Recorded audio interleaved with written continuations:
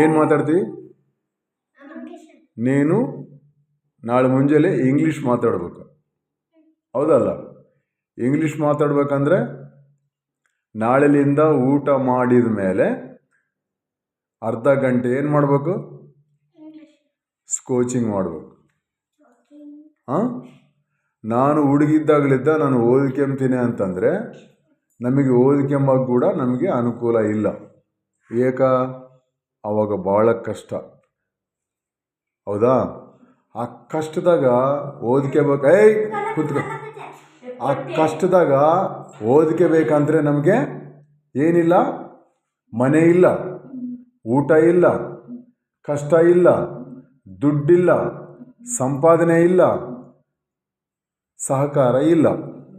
ಹಂಗಾಗಿ ನಾನೇನು ಮಾಡಿದೆ, ಇದೇ ಟೈಮ್ನಲ್ಲೇ ಟ್ಯೂಷನ್ಗೆ ಲಿಂಗಾರಿ ಡೈವರ್ ಅಂತ, ಅದೇ ಗೊಲ್ಲಳ್ಳಿ ಆ ಕಡೆ ಹೊಸಳ್ಳಿ ಐತಲ್ಲ, ಹೊಸಳ್ಳಿ ಆತ ಲಿಂಗಾರಿ ಡೈವರು ನಮಗೆ ಇದೇ ರೀತಿಯಾಗಿ ತಿಂಗಳಿಗೆ 20 ರೂಪಾಯಿ ತಗೊಂಡು ನಮಗೆ ಟ್ಯೂಷನ್ ಹೇಳಿಕೊಟ್ಟಿದ್ದಕ್ಕ ಪ್ರಪಂಚ ದೇಶಗಳೆಲ್ಲ ಅಡ್ಡಾಡಿ ಎಲ್ಲ ಭಾಷೆಗಳಿಂದ ಮಾತಾಡಿ ಎಲ್ಲ ರೀತಿಗಳಿಂದ ನಾವು ಅಡ್ಡಾಡಿ ಎಲ್ಲ ದೇಶಗಳು ತಿರುಗಷ್ಟು ಜ್ಞಾನ ನಮಗೆ ಬಂತು ಅಂತಂದರೆ ಈ ಪುಸ್ತಕ ಓದಿಕೊಂಡಿದ್ದಕ್ಕೆ ಮಾತ್ರನೇ ಬಂದದ್ದು.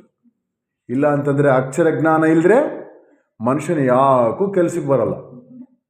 ಕತ್ತೆ ಕಾಯಕ್ಕೆ ಹೋಗ್ಬೇಕು, ಇಲ್ಲ ಅಂದರೆ ದನ ಕಾಯಕ್ಕೆ ಹೋಗ್ಬೇಕು, ಇಲ್ಲ ಅಂದರೆ ಕುರಿ ಕಾಯಕ್ಕೆ ಹೋಗ್ಬೇಕು.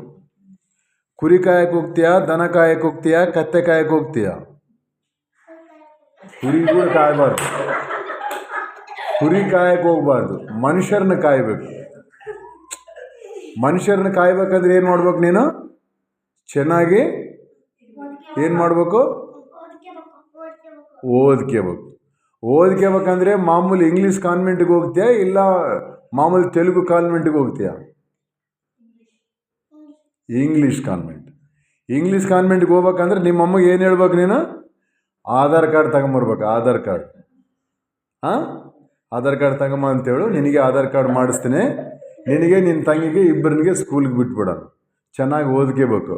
ಓದ್ಕೊಂಡು ನಿಮ್ಮ ಅಮ್ಮಗೆ ಏನಾಗ್ಬೇಕು? ನೀನು ನಿಮ್ಮ ಅಮ್ಮಗೆ ಊಟ ಇಡ್ಬೇಕಲ್ಲ. ಮತ್ತು ನೀನೇ ಕೂಲಿ ಮಾಡೋಕ್ಕೆ ಹೋದರೆ ನಿಮ್ಮ ಅಮ್ಮಗೆ ಊಟ ಇಡ್ತೀಯಾ, ನಿನ್ನ ಹೆಂಡ್ತಿ ಮಕ್ಳಿಗೆ ಊಟ ಇಡ್ತೀಯ ನಾಳೆ ಮುಂಜಾನೆ? ನೀನು ಚೆನ್ನಾಗಿ ಓದ್ಕೋಬೇಕಂದ್ರೆ, ಚೆನ್ನಾಗಿ ಉದ್ಯೋಗ ಮಾಡ್ಬೇಕಂದ್ರೆ ಓದ್ಬೇಕು, ಹೌದಲ್ಲ? ಓದ್ಕೊಂತೀಯಾ? ನೀನು ಓದ್ಕೊಂತೀಯಾ? ಅದ್ರಾಗ ಮೈಯಾಗ ಬಂದೈತೆ ನೋಡು.